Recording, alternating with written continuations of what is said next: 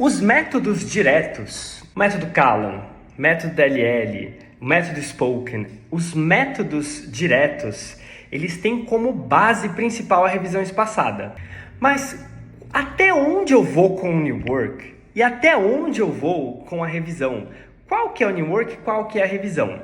Primeiro, todas as perguntas que são feitas, todas as interações que você faz com o aluno já são uma espécie de revisão. Por quê? Porque as palavras que são usadas nas construções das frases só são palavras que eles já aprenderam. Então, se eu ensino para você, por exemplo, vou dar um exemplo em inglês que é o que está mais fresco na minha cabeça. Se eu ensino para você a palavra perto em inglês, que é near, e aí eu quero perguntar se a padaria é perto da estação. Eu não posso perguntar, né? Vamos supor que o New Work é padaria. Is the bakery close to the station? Eu não posso usar o close, mesmo sendo semanticamente equivalente. Eu tenho que usar o near.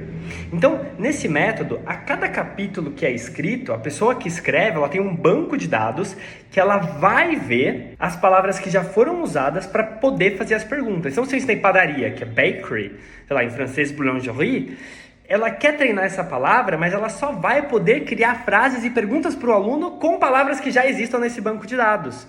Por quê? Que é para o aluno não sair assim, não ter que memorizar mais uma palavra, não ter dificuldade em entender. Por isso que esse método flui muito bem. Porque tudo que é perguntado para o aluno ou é conteúdo que ele já aprendeu, ou é o New Work ali da vez, o conteúdo novo. Já é uma revisão. Qualquer coisa que você perguntar nesse método, já é uma revisão. Nesse método, existem 5 níveis de revisão. Que é, a cada frase que o professor falar, já é uma revisão. Porque contém palavras que eles já aprenderam. Esse método te dá liberdade. Esse método não tem ementa. Você não tem a obrigação de fazer uma lição por aula. Muito pelo contrário. Na minha opinião, os cursos tradicionais que existem por aí, todos, eles meio que desrespeitam a aptidão de cada um. Quando as aulas são em grupo, eu até entendo e respeito essa decisão de ter ementa. Eu até acho interessante, porque tem que ter uma ementa do que vai ser visto. Mas eu vou contar outra coisa para vocês agora, antes de eu dar a resposta. Eu converso com muitos investidores, muitas pessoas assim melhores do que eu, intelectualmente falando. E tá muito claro para essas pessoas da área da educação que o futuro da área dos idiomas é o particular. São as aulas particulares. O particular, ele só não é hoje uma realidade ampla porque por uma questão financeira. Nós ainda somos um país muito pobre.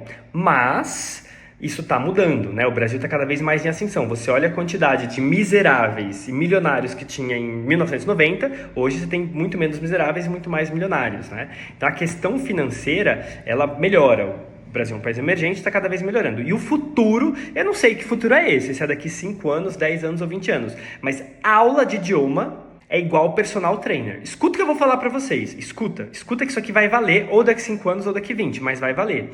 Personal trainer, ele não atende várias pessoas ao mesmo tempo. É uma pessoa por vez ali. E o futuro dos idiomas é esse. É o professor particular praticando. Por quê? Porque língua não é conhecimento, é habilidade. Quando você tem um grupo de 5, de 10, ou tem escola que faz até de 15 pessoas, em que momento que a pessoa fala? Um grupo de 10 alunos.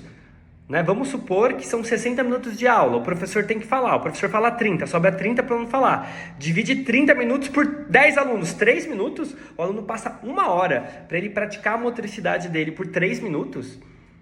Isso não é inglês, francês, não é geografia, química, filosofia, que você entende conceitos, que fica conhecimento. Os idiomas são habilidades. É igual a aula de música, aula de arte marcial, aula de, sei lá. Então, o futuro dos idiomas está no particular. Então, essa regra que eu vou falar, ela não vale muito para grupos, porque em grupos, você tem que avançar o conteúdo de acordo com a aptidão média de todos que estão no grupo. Agora, no particular, você vai ensinar uma palavra, tá? Vai ensinar outra e já começa a revisão. A depender da dificuldade do aluno, você avança ou não. Então, vou trazer para o inglês, rapidinho, tá? No inglês, eu já dei aula, pessoal, vocês vão duvidar do que eu tô falando agora, mas eu tô falando sério. Eu já dei aula para aluno que eu cheguei e ensinei. Pencil, pen, book. Né? Então, is this a pen? Is this a pen? Yes, it's a pen. Is this a pencil? Is this a pencil? Yes, it's a pencil. Is this a book? Is this a book? Yes, it's a book. What's that? What's that? It's a pen. What's that? What's that? It's a pencil. What's that? What's that? It's a book.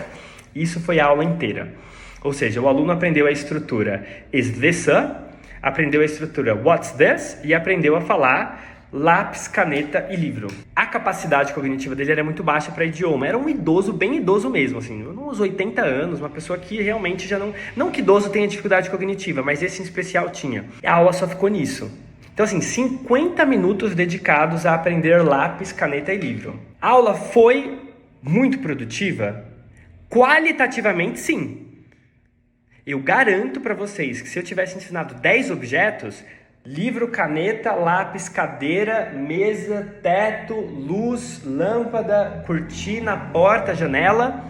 Ele não teria saído da aula sabendo lápis, caneta e livro. Porque eu coloquei no liquidificador. Eu ensinei um monte de coisa ao mesmo tempo e ele não focou em nada. Então, quantitativamente a aula não foi boa, porque ele só aprendeu 3 coisas. Qualitativamente, a aula foi maravilhosa. Porque eu dediquei 50 minutos para ficar repetindo, revisando pencil, pen e book. E tá tudo bem. Cada aluno tem a sua aptidão.